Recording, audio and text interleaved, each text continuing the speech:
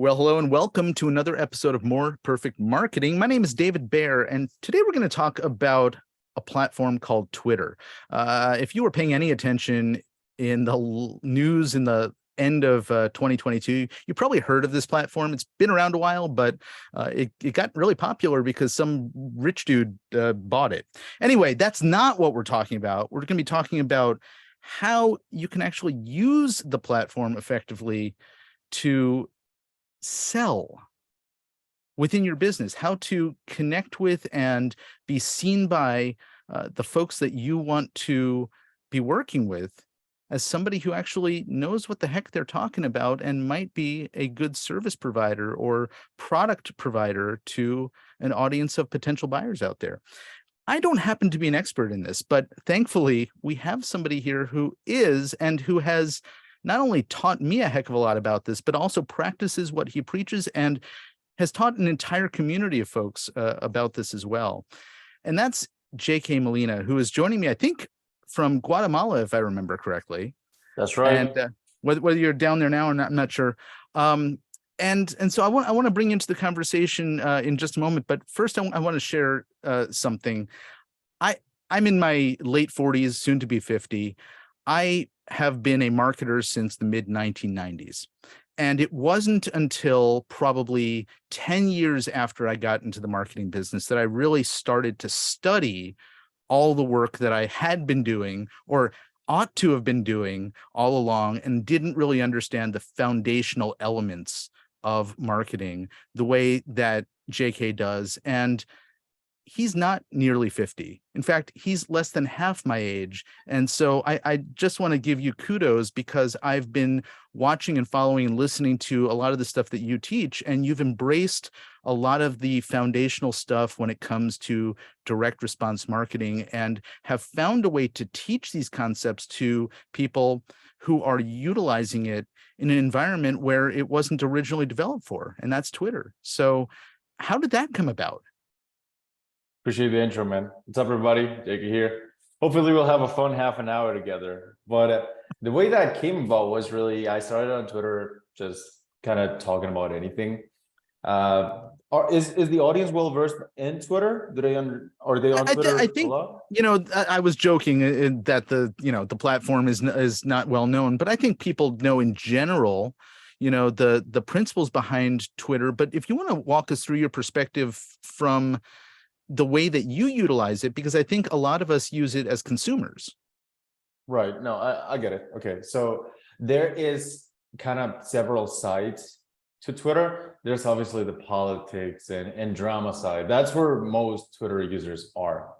And that is kind of not the side we're referring to here. The side we're referring to is there's another it's not small, but it's smaller side of Twitter of people who are like actually looking to make money on it. It's usually people in e-commerce, people in the agency space, service providers, mostly a lot of SaaS and software people, which is kind of where I fit into. And then there's just people trying to offering different services and coaching. And those subdivisions of Twitter, it's a place where a lot of people are looking to sell service businesses. And that's kind of where I got developed and how David and I connected. But yeah, the reason why I got on Twitter, like I wish I had a cooler reason for you, but I just saw that it was easy to make money in it. And I tried it. And eventually it was not easy, but it was simpler than other methods I've researched at the time. I was into like drop shipping and I saw like SaaS and software and nothing really clicked. But when I understood service businesses as in, well, you can charge high ticket and you don't need that many clients to make a good income. Say you wanted to get 6 figures, right? That's like 8 to 9K. You get like 4 clients at 2,500 and you're good, right? Mm-hmm. So when I understood that math, I went all in on Twitter and I started doing ghostwriting, writing tweets for other people. Like that's a thing, right? I don't know, maybe your audience knows this, but that's a thing. Like people on Twitter pay other dudes on Twitter to write tweets for them. And by the way, I mean, this is something that I think is very, very present right now is people thinking about how do you get some kind of AI to do all of the work for you. But there's actually real people out there who also can write for you. And I think that's much more appealing because there's actual real conversation and a more honest representation, even if it's not you, the actual person, but somebody who is well versed enough in how to represent you. Yeah, there's a lot of, they call it ghostwriting, and it's basically like writing in your behalf. You'll give them access to your Twitter account and they'll write for you. And the cool thing is, it's the people who can afford that kind of service are usually like wealthier, because they're like busy with their business and they don't want to, they just don't want to take care of it, right? So I kind of saw that opportunity thanks to this guy named Lawrence. I don't know if that's annoying. There's like noise in the background. Let me shut it off for you. Oh, that's all right. I don't know that we're hearing it, but while you're doing But that, yeah, go ahead. so I was into so Lawrence sent this tweet about how the Gillette account, the razor company, they have like 130, 140,000 followers, and they get like 3 to 4 likes per tweet. So it's like horrible, right? And he mentioned that the Gillette social media manager makes 80K a year. And he said, if he gets paid 80K a year to get 3 likes per post, imagine how much they'd pay you if you didn't suck at your job, essentially, right? And that, like, it made sense.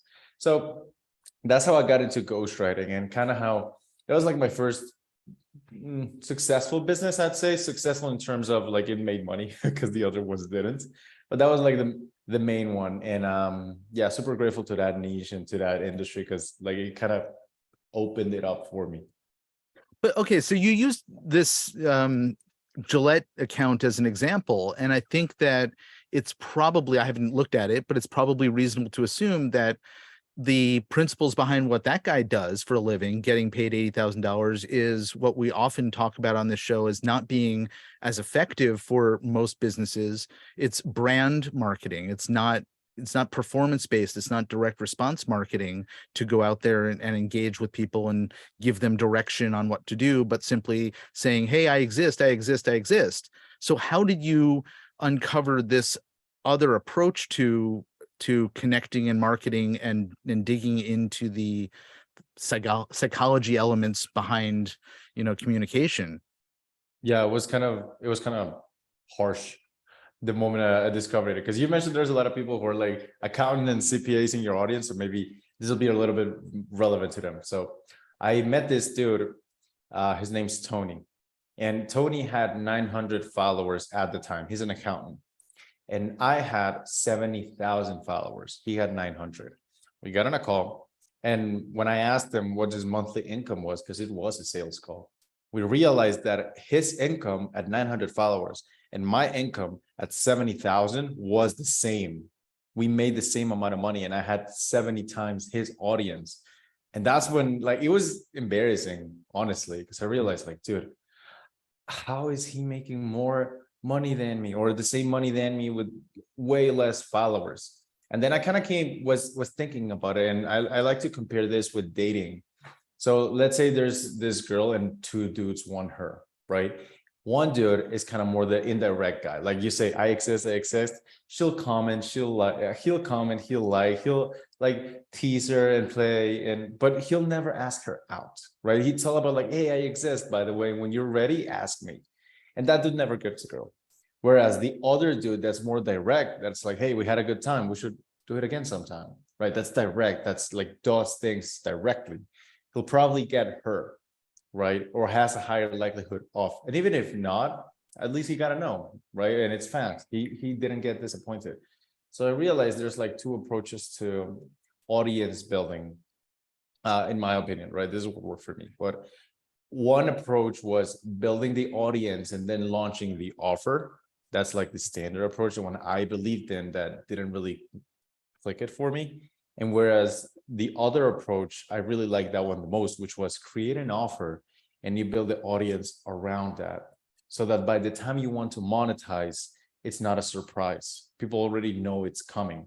And then because you're honest and upfront about your intentions, you only attract people who are higher quality than the rest, because you're like obvious about it. You're like, I'm selling this, by the way. So if people follow you, they already know it. So it's not a surprise. And those accounts, I tend to see they make more money. It's interesting. You started by explaining that there's this other corner of Twitter that I think a lot of people aren't familiar with. And if I were to look at my wife's Twitter feed, looking through what she looks through, and then the stuff that I see representations of what you're talking about constantly. And if she were to look over my shoulder, she would like, what are people doing on Twitter? Why aren't they talking about what's going on in the world? So how can maybe you can break down a little bit about how somebody might represent, here's what I do, I'm in business, here's what my offer is, in tweets that are not necessarily coming across as salesy, but still are meaningful to the people who are following that individual. Yeah, that's a great question you asked, by the way. So, and I'll split it into some. Let me make a note of that. But one, I'll say is the first thing is the thing I like to do the most on Twitter, and the thing that I think attracts the most clients is something called proof of competence. And I'll give you an example. When was the last time you saw a YouTube video or a Twitter thread about, I don't know, 10 quotes by Elon Musk that'll 10x your business, right? Stuff like that. Mhm. It has nothing to do with the guy that wrote it. It gets a ton of engagement, but it doesn't compel you to buy because it has nothing to do with the guy that posted it, right? So it doesn't move the business forward. It just moves your ego forward because it got a lot of likes, and likes are cool, but likes in cash, right? So what I like to do is I like to think, how can I prove my competence through content? And every single one of my tweets tries to do that. Yeah. So for example, case studies, that's interesting. And people might say, oh, well, case studies are boring. Well, that's because you're not the target audience, right? If David and I were recording a case study about how to grow a podcast profitably and get hundreds of thousands of dollars every day, like that'd be super interesting, right? Because it's a case study for him. Okay. So case studies are interesting only to a certain amount of people, which is innately what you want, right? You don't want to entertain everybody. You want to be actually discriminative of the people you cannot serve. Like if you see my profile on Twitter, I'm big on, if you want to learn audience building, I'm not your guy. But if you want to learn audience monetization, welcome. That's my bio. Mhm. So case studies, testimonials, screenshots, just stories of your clients, proof, A to B, transformation pics, all these things work and they serve to prove a point. They will not get good engagement, but it'll attract the right amount of people. And that requires not only understanding that it might not get a good engagement, but also accepting that that is not your priority. Because do you want to build an account or do you want to build a business? And those are two different things, right? So that's one. And the second one is you as a business owner, as a service provider, as the expert, you have a process you follow, right? You have a certain sauce, you do things a certain way, because if you did it like everybody else, then you wouldn't be in business, right? Now, what you do is, I do believe heavily in all the secrets, you just give away the secrets. You just give them away. And then we kind of come to the argument of what happens if like people steal it or they take it on their own and they never pay me. That won't happen, because if you give away all the secrets and you're like truly like devoted to your craft and you give it all away, people start to realize that this thing is way more complex than they thought, right? It's like, oh, just send cold emails. Cold emails has many skills on it. It's like buying the domains, warming up the domains, it's follow-ups, it's subject, it's so much nuance that goes into things. So when you give away all the secrets, people realize that's hard. And then they'd rather pay you to do it, right? Because you already gave it all away, rather than the guy that said, I'm not going to give everything away, or I'm not going to, I'm going to keep some things like hidden. Then the guy isn't on top of mind like you are because you did. Does that make sense? It does. And I'm thinking about, to a certain extent, this is how I came across you and your content. I'm trying to remember timeline wise, but I was over the pandemic. I bought the Ship 30 for 30 program, this writing program that I know you're familiar with, that Nicholas Cole and Dickie Bush have put together and amassed a big following. And you are, in that space of influencers and well-known personalities for people who want to learn how to leverage Twitter to advance their business. So you started showing up in my Twitter feeds, and I saw the things that you had out there, and I think it led to some offer for something you were selling on Gumroad or somewhere. I bought that. I bought into your continuity community that you have. And while I'm not sort of interested in pursuing, the become a ghostwriter or other things that you have to offer, I now see the benefit of the way that you've sort of put things out there to get my attention, get my interest, say, gosh, I really want to know how to do that. And then start giving you money to teach me more. Right. That's kind of the thing I want to do with every piece of content. Like with every piece of content, I think it's got to do one or two things. One is it's got to say my main message, which is likes and cash, in a different way, or it's got to prove that I'm good at what I do. And I don't send anything out unless it meets either one of those two conditions. Like you fuck it up when you kind of forget about those and you just want to appeal to everybody, because it's just not going to make you money. Like I work with people with 10, 20, 50, 100,000 followers making like nothing. And they're all secretly embarrassed because they don't make much money. And the regret they all have, like big accounts, this is common. The regret big accounts have is, I wish I built the audience the right way. Because what they realize is their audience isn't qualified. They're never going to buy. They probably don't even have a credit card, right? So what good do they serve you, right? Like, of course, giving is part of being in business, but so is getting. And you are not getting anything with your current audience. So that's kind of the people I want to teach. And like, that's kind of the people I feel like I'm called to serve, because that was me. That was me at a big following, making no money. And I wanted to show them, hey, this is not hard. That you're a few tweaks away. But yeah, I think I went on a little bit of a tangent there. But anyway, big accounts are broke. I do want to double down on this last thing you just said, because I think, as I've been watching you and been a part of your audience, it's very clear that you've changed the things you talk about, the focus. I think you had a very broad range of subjects. You really narrowed it down. You have a sort of a litmus test, as you just described, for the content of the tweet. Is this going to be moving my cause forward or not? If not, then it goes in the scrap pile. Then it doesn't go out. Yeah. Yeah. And so I imagine that it's probably helpful for you to have gone through that process yourself, because you then obviously come across with a great deal more authority when you're saying, here's what you need to do. I know because I've done it, and this is the path that allowed me to succeed. That's huge. And that's a message that Russell Brunson says. It's your mess becomes your message. Like your fuck up becomes what's going to make you money in the end, because you can tell with confidence because you were there, right? And the story of how I actually decided not to talk about that many things and focus on just on one thing actually came from my business partner, Ryan. So Ryan and I didn't really have the same circles on Twitter. We kind of followed each other on Twitter, but that was it. We never really interacted. Yeah, we partnered up, and it's a great partnership. Like we work really well together. And the other day I was asking him, because he's an excellent marketer, and I asked him, dude, I'm not getting inbound. Like nobody's talking to me. Nobody's booking calls on my calendar. What is going on? And then I remember he said, you know what? Like, mind if I'm like harsh with you? I'm like, go ahead.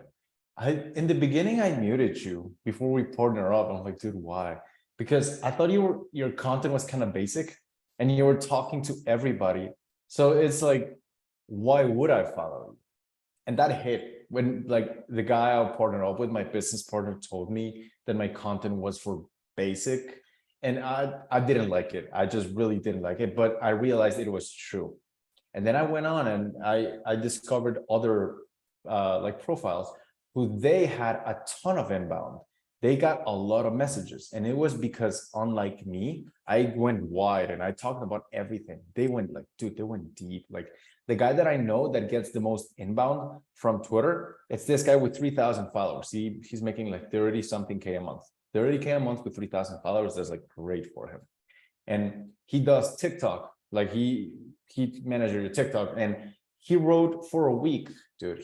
For a week, he only wrote threads on how to use TikTok pinned videos to sell. That was it. TikTok pinned videos, like the depth of that, it's crazy. It's crazy. Like to me, it's crazy. And then I saw this other dude that does SEO, like 95% of his tweets, they were boring as shit, but they were only talking about SEO. And he got so much money. He made so much money, like 100K a month. And that was kind of a big step for me, like, maybe it's not like my skill that's the problem, is that I'm not proving it. That's the problem, which is what we did with Anthony, with Tony, right? The account we mentioned earlier. So like for like a month, everything he talked about was just how to save more money in taxes, how to protect your assets. And that was it. The offer he ran with was, if you make more than $150,000 a year, I'll save you more money in taxes than you pay me. Like just boom, $400,000 with 10,000 followers. Killed it, absolutely killed it. But I mean, he had the discipline to not talk about anything else that wasn't saving money on taxes, which is not exactly the most exciting topic, yet he still did it. And that's why he won, because he was disciplined enough to stick to one thing. Same with the TikTok guy and same with the SEO guy. And that was one move that I had to make. If I wanted to make more money, I didn't need to do more. I needed to do less, but do it better. Okay, I have two follow-up questions, because you sort of talked a little bit about the inboxing, and I want to or inbounds, and I want to understand how the general high-level funnel that one might follow on Twitter would work. But before we get there, when you're talking about Tony's example of the repetitive, really sharp focus on something, I imagine that's, and this happens in any kind of marketing, much more repetitive from the perspective of the person who's creating the content than it is for the consumers out there. And maybe you can talk a little bit about the consumer experience with that kind of content and the frequency that they're likely to see it, how many types of things they see in order to get them engaged, that sort of thing, because that, I think, will give us a perspective of, like, it feels like a lot of content, but in reality, the consumers aren't seeing nearly as much as you are. That's right. You get tired of your message before your audience does. And that's a big one. Like you feel like you're repeating yourself, but for a lot of people, it's like the first time they see it. That happens too. And that's kind of where the skill comes in. How can you say the same thing? And that's basically what Twitter is saying, the same thing 1,000 different ways. That's where discipline comes in. How can you say the same thing 1,000 different ways and make it entertaining every time? The Twitter skill you're missing is not how do you talk about 1,000 different topics in an entertaining way. The Twitter skill you're missing is how do I talk about one topic 1,000 different ways in an entertaining way. That's what people are really missing. And that's where kind of the nuance comes in, which is why it's not as fun, right? It's not like you're going to record Mr. Beast kind of videos and crush Lamborghinis with a hydraulic press. Like, it's not going to be like that, but it's going to make you money. That's why it's kind of a hard sell sometimes to people, because I need to convince them to run a more boring but more profitable business. So that's why I understand that, like, my sales process takes a little bit longer, because you have to go through that belief. It has to be painful for you to know that likes and cash, but you have to experience it yourself before you understand it. And usually that's why the people who actually hit me up, they're easier to close and they're great clients, because they already went through the pain and they understand it. They just keep building digital leverage. They just keep building the audience. It's not going to make you money, and they get it. So, I mean, it sounds like the content pre-frames that sales call, because they've now consumed it. They realize what they're doing isn't working. They see you preaching, here's why that doesn't work. Here's why this does work. Oh, by the way, if you're interested, here's a call to action. So can you talk a little bit about that call to action and how you then connect with somebody and move on to the next step? Yeah, 1,000%, dude. I think you nailed it when you said the content prefaces a sales call. The content, your feed is the sales letter. The sales call is just the kind of the final step. Like, you create trust and you sell every time you tweet, because you start creating belief and you start solving objections. And eventually people run out of objections, and that's when they hire you. It's just hard to define when. But what do we do and how do we get them on calls, right? Because we were talking about funnels. So I believe if you're, and this mostly applies, by the way, this is what I did, doesn't mean it's going to work for you. But for high ticket things, 2K, 3K and above, and if you have some followers already. But what I like to do, it's not complex at all. It's just, you just need Twitter, Calendly, and Zoom. That's literally all you need. And that's how I got my ghostwriting agency to 20 and 30K a month. It was simply going on Twitter and DMing every day for an hour. I would send DMs to people who might seem interested. Then if somebody was interested, after messaging hundreds of people, somebody's going to say something. Well, that's when I send them the Calendly link. And on Zoom, I sell them, right? So that's all you need. I really don't believe in complicated funnels or VSLs or stuff if you're below 20 and 30K a month, because you just don't need it. You just need more lead gen. And that's something I really try to teach people. The other day, we ran a program of people who wanted to create their $3,000 offer. That's what we called it, create your $3,000 offer challenge. And all around the board, everybody thought that their offer was a problem and that the offer was the reason why they were not making money. And I knew that wasn't true. So I go out and send them a Google form. They return the Google form from me to me, and they say, I ask them, how many DMs are you sending every day? And the average, you want to know what the average is among the group? The average of DMs being sent every day was 0.7 DMs a day. So I just zoom in, right? I just zoom in on the call and I record it. And then I tell everybody, do you guys see what's the issue? And silence, dude. Nobody said anything during that call, because that is the issue. It's lead gen, right? So that is the main one. It's your offer could be not perfect and still make great money, but you need to do lead gen. The way I look at it is the offer is kind of the wheels of the business. Just the offer won't make the car run, but lead gen is the motor of the business, is you actually turning it on. You combine those two and you stick at it for a long enough time, you will make money. But people just do one or two and they just never make money because of that. Yeah, I appreciate the fact this is very, very similar to what I think a lot of folks in professional services see on LinkedIn, and the fact that it's applicable to Twitter too, and it's probably even more effective to get there quicker on Twitter is something that I appreciate the fact that you've been able to teach me, and our audience has gotten a glimpse of how you think and operate in this space as well. Listen, if folks are interested in finding you and learning more about the work that you're doing, where's the best place to send them? You guys can find me on Twitter at @1JK Molina. That's ONE JK Molina. If you want to learn how to grow your audience, I'm not your guy. But if you want to learn how to monetize your audience, welcome. Oh, brilliant. Hey, JK, thank you so very much for hanging out with us and for the insights on the use of Twitter. Hey, folks, if you enjoyed this episode and you know somebody who could benefit from listening to it, please, by all means, share it. Until next time, my name is David Baer. Thanks so much for listening. Take care. Bye-bye.